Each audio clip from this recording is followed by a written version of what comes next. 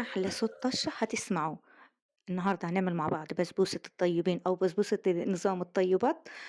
من غير لبن ولا زبادي ولا أي حاجة، وهنعملها في البيت ومن غير عسل جلوكوز وأحلى من بتاع المحلات. وتحدي، أنتم مفكرين يعني في المحلات بيحطوا لكم فيها لبن وزبادي؟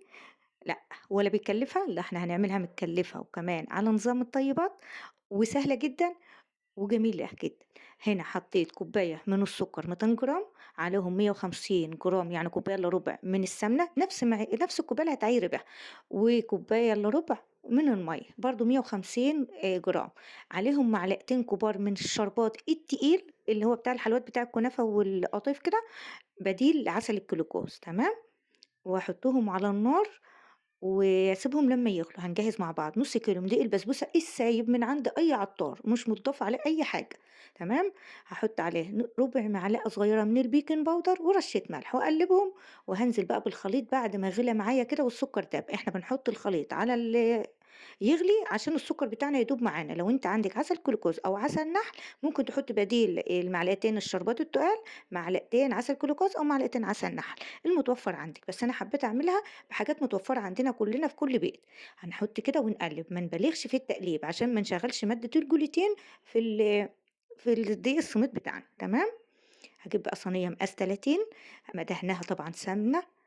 طبعًا إحنا مستخدمين هنا سمنة بلدي، بسبوسة وحلويات شرقية يعني سمنة بلدي،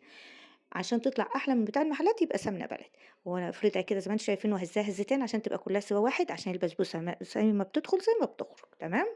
حابة بقى تزيني بأي مكسرات عندِك تحطي مكسرات، هي أحلى حاجة مع البسبوسة البندق، بس هي في نظام الطيبات المكسرات مش محببة أوي،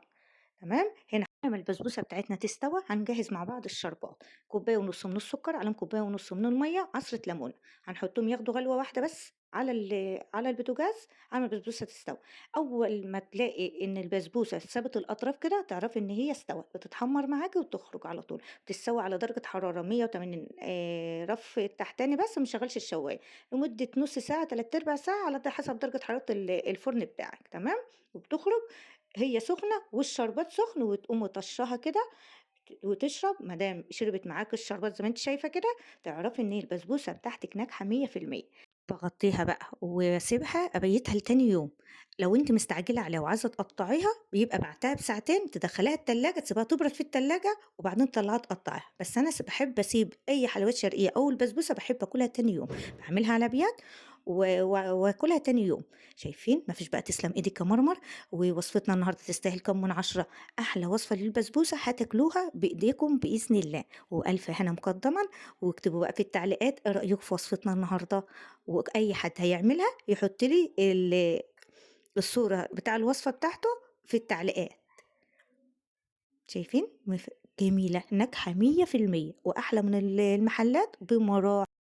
وبلاش بقى ناكل منها كلّها مرّة واحدة، مش عشان مسموح إن نتّفص عليها ونخلّصها، هي قطعة واحدة اللي ناكلها، والسلام عليكم ورحمة الله وبركاته.